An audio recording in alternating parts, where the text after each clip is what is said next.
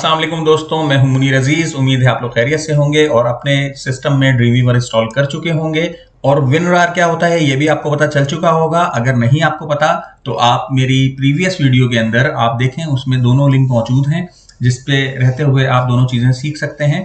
तो ये एक हमारा इंटरफेस है। जब हम ड्रीमवीवर स्टार्ट करते हैं तो हमारे सामने कुछ इस तरह से इंटरफेस शो होता है।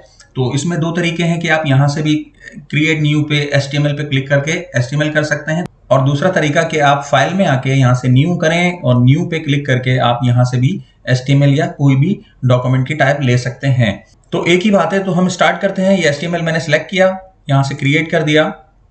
एक चीज का आप लोगों ने ध्यान रखना है कि जब फर्स्ट टाइम आप ड्रीमवीवर रन करेंगे तो आपके सामने यहाँ पे ये इंटरफेस शो हो रहा है। यहाँ पे आप देखें 3 आपको बटन नजर आ रहे हैं, कोड, स्प्लिट और डिजाइन। तो इस वक्त डिजाइन का बटन जो है वो क्लिक है, आपने सिंपल इसको कोड पे ले जाना है। कोड के बटन को जैसे ही क्लिक करेंगे तो यहाँ पे HTML का जो बेसिक स्ट्रक्चर है वो आपके सामने बना बनाया नजर आ रहा है, जिसके अंदर हमारा हेड है, हमारा टाइटल है, हमारी बॉडी है। तो बाकी टैग्स, डॉक टाइप क्या होता है और मीटा क्या होता है, फिलहाल हम इस पर डिस्कस नहीं कर रहे, इसको हम बाद में देखेंगे। अभी जो अब तक हम पढ़ते हुए आए हैं हम उसी तरह से काम करेंगे। तो यहाँ पर आके मैं इसको एंटर करता हूं तो थोड़ा सा गैप आ गया। और दूसरी बात कि स्प्लिट और डिजाइन व्यू क्या है, अगर आप ये जानना चाहते हैं तो आप मुझे कमेंट बॉक्स में बताएं, मैं आपको जरूर बताऊंगा कि ये क्या है। फिलहाल मैं उस तरह से आप लोगों को गाइड करना चाह रहा हूं जिस तरह से मैं लेके चला था। तो HTML की ये फाइल है अनटाइटल्ड, मीन्स कि ये अभी तक सेव नहीं हुई। आप Ctrl+S करके भी इसको सेव कर सकते हैं और फाइल में आके आप सेव से भी इसको सेव कर सकते हैं। तो मैं इसको सेव करूंगा कहाँ, अपने वेब डिजाइन के फोल्डर में। यहां पर आके हम क्या करेंगे कि एक फाइल बना लेंगे जो कि प्रॉपर फाइल नेम होगा, वो होता है इंडेक्स।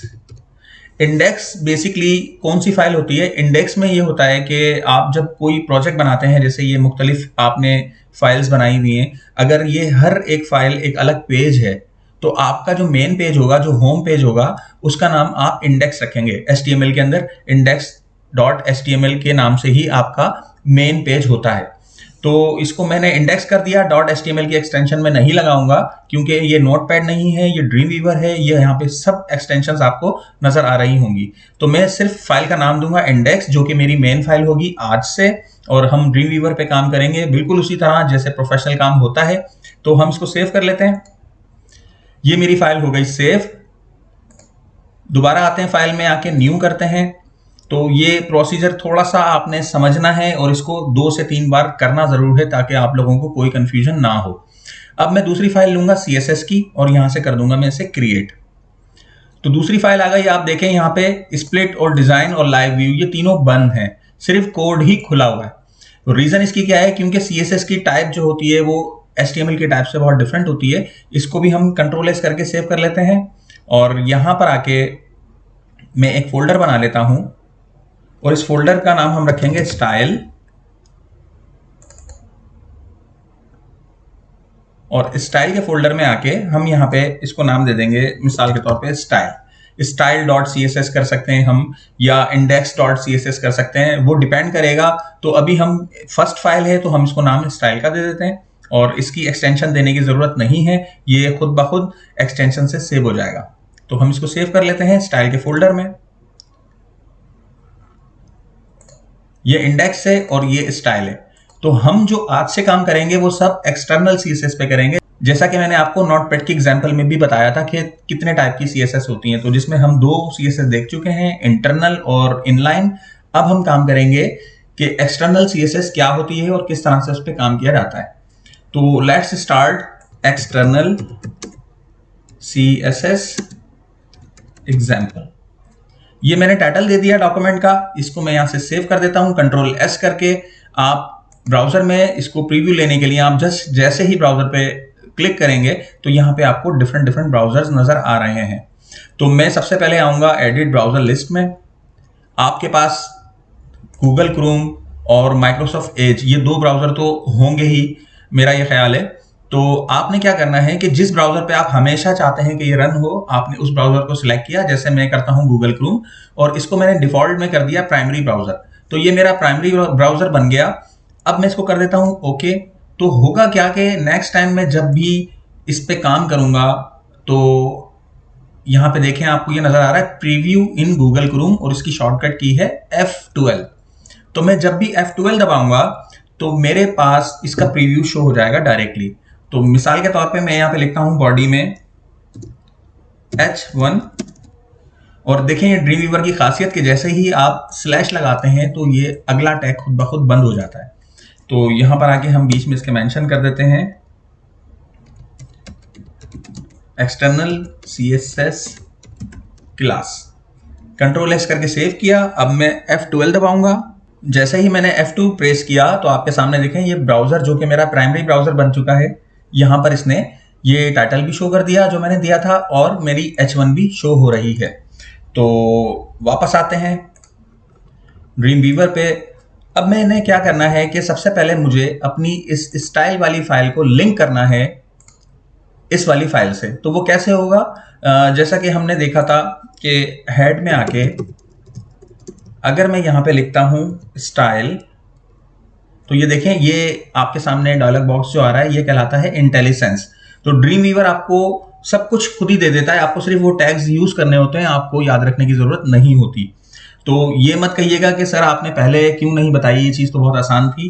तो देखें इसमें आपका फायदा था, रीजन कि अगर आपको याद रखने की आदत नहीं पड़ती तो आप इस पे काम करने में आप कभी भी याद ना रखते।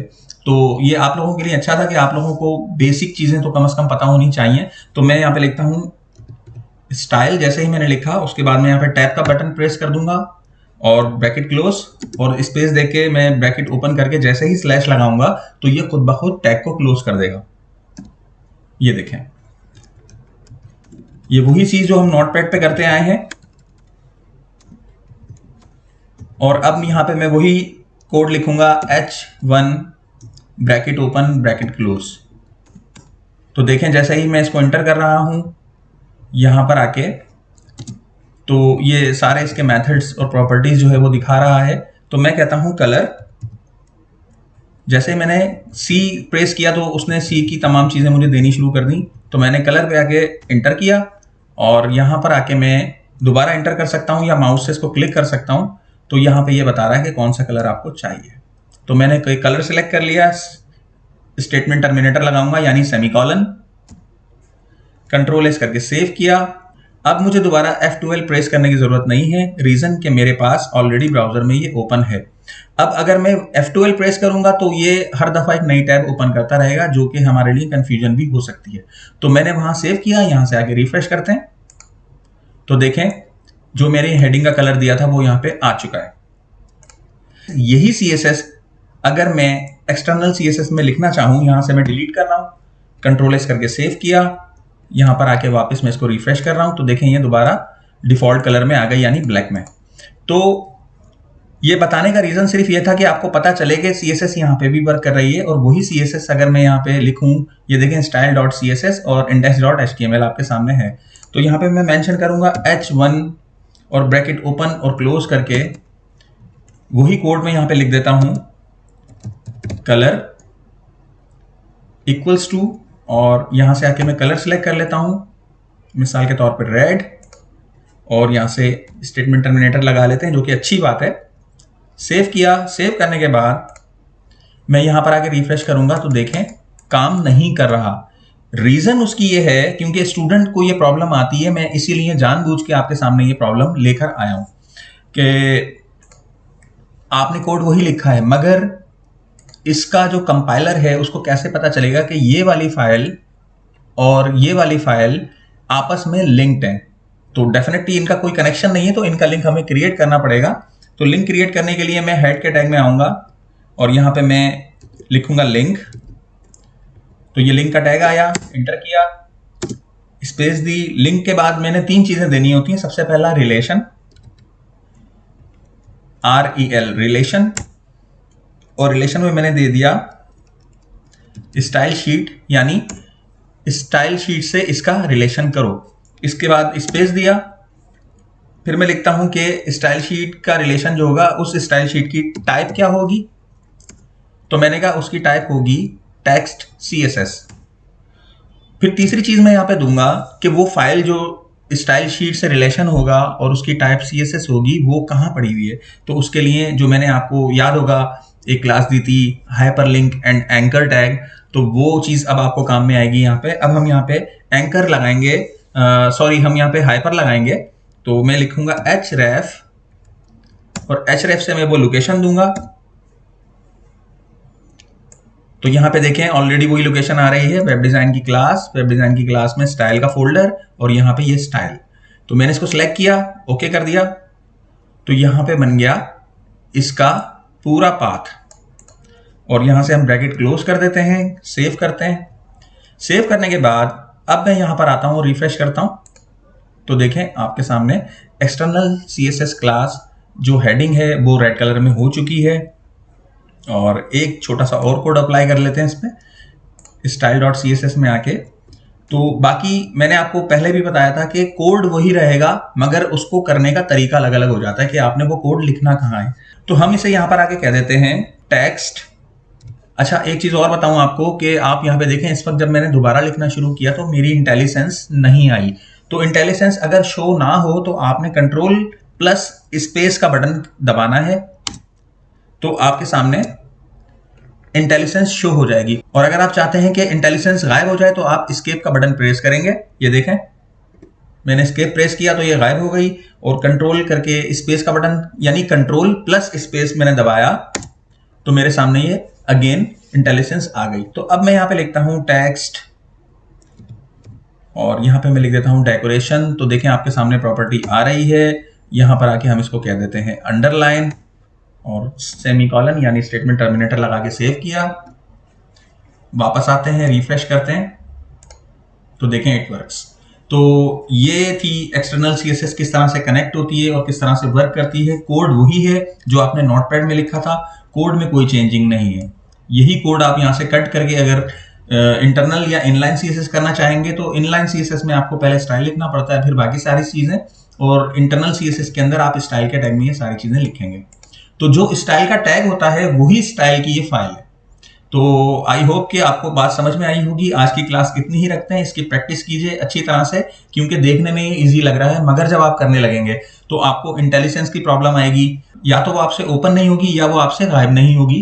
तो उसकी थोड़ी सी प्रैक्टिस करें, लिंक क्रिएट करें। लिंक के अंदर सिर्फ 3 ही चीजें होती हैं, पहला रिलेशन, दूसरी टाइप और तीसरा हाइपर रेफरेंस के आपकी फाइल कहाँ पड़ी हुई है। तो उम्मीद है कि बात समझ में आई होगी। प्रैक्टिस जरूर कीजिए, मुझे कमेंट बॉक्स में बताएं। मिलते हैं मेरी अगली वीडियो में, जब तक के लिए अल्लाह हाफिज।